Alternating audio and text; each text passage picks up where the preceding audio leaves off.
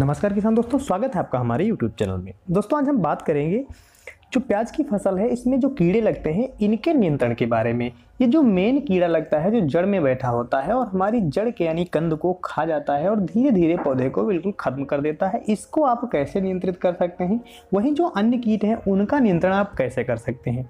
इन कीटों का ध्यान रखें, सबसे ज़्यादा नियंत्रण तब होता है जब हम इसको ट्रांसप्लांट करते हैं। ट्रांसप्लांट करने के 15 से 20 दिन के बाद होता है, जब हमारी फसल ग्रोथ कर रही होती है, विकास हो रहा होता है, उस समय ये कीड़ा भी हमारी फसल में पनप रहा होता है। कहीं ना कहीं ये पीछे हमने जो गलतियां की हैं नर्सरी उगाने के दौरान, नर्सरी की रोपाई करने के दौरान, उन्हीं के कारण ये सारे कीड़े और फंगस वाले कीट हमारी फसल में आते हैं।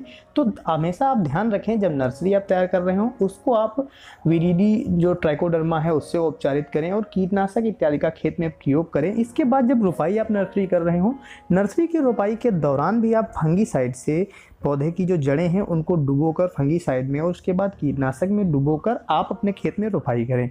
या फिर आप कुछ इस तरह से कर सकते हैं, जो लास्ट जुताई है, लास्ट जुताई के समय आप कीटनाशक का प्रयोग कर सकते हैं।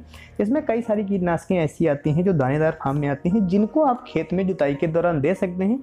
जितने भी आपके खेत में कीड़े होंगे, मिट्टी में बैठे दीमक इत्यादि या अन्य कोई मिलीबग इत्यादि होंगे, वो खत्म हो जाएंगे, जिससे आप अपनी फसल को सुरक्षित कर सकते हैं भविष्य के लिए। वहीं अगर आपकी फसल में ये इस समय रोग आ गया है, आपकी नर्सरी रोपाई हो चुकी है और कीड़ा ये लग गया है, इस कीड़े की पहचान कुछ इस तरह से आप कर सकते हैं। आप एक दो जगह से निकाल कर देख सकते हैं। जो पौधे मुरझा रहे हैं, सूख रहे हैं, इनको जड़ से खोदेंगे तो वहाँ पर आपको एक कीड़ा बैठा दिखाई देगा।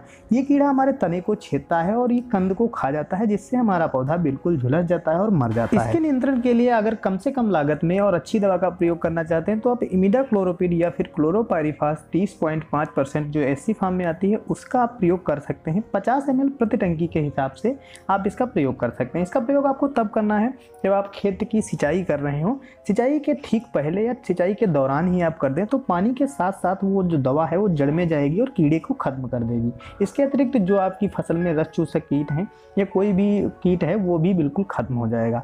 इस तरह से आप अपनी फसल को कीड़ों से बचा सकते हैं। अगर ये समस्या नहीं है, जड़ को खोद कर देख रहे हैं, कीड़ा नहीं मिल रहा है, कीड़े की समस्या के बिना आपकी फसल सूख रही है, झुलस रही है, पौधा मर रहा है, तो ये फंगस के लक्षण है। इसके लिए आप नॉर्मली रूप से 50 ग्राम प्रति टंकी के हिसाब से कॉपर ऑक्सीक्लोराइड 15-15 दिन के अंतराल पर प्रयोग कर सकते हैं, तो आप इसे छुटकारा पा सकते हैं। वहीं अगर आप बहुत अच्छी दवा का प्रयोग करना चाहते हैं, ज़्यादा समस्या दिखाई दे रही है, तो एज़ोस्ट्रोबिन डाइफेनाकेनाजोल का जो मिश्रण आमिस्टार टॉप नाम से दवा आती है उसका प्रयोग कर सकते हैं। कॉस्ट थोड़ा महंगा है, इसीलिए डोज भी कम रहता है। 15 से 20 ml प्रति टंकी के हिसाब से देकर इसका आप प्रयोग कर सकते हैं। इसके बारे में फुल डिटेल जानकारी के लिए आप ऊपर आई बटन में जा सकते हैं, लिंक के नीचे डिस्क्रिप्शन में दिया है, उसे खरीद भी सकते हैं और उसे देख भी सकते हैं। धन्यवाद।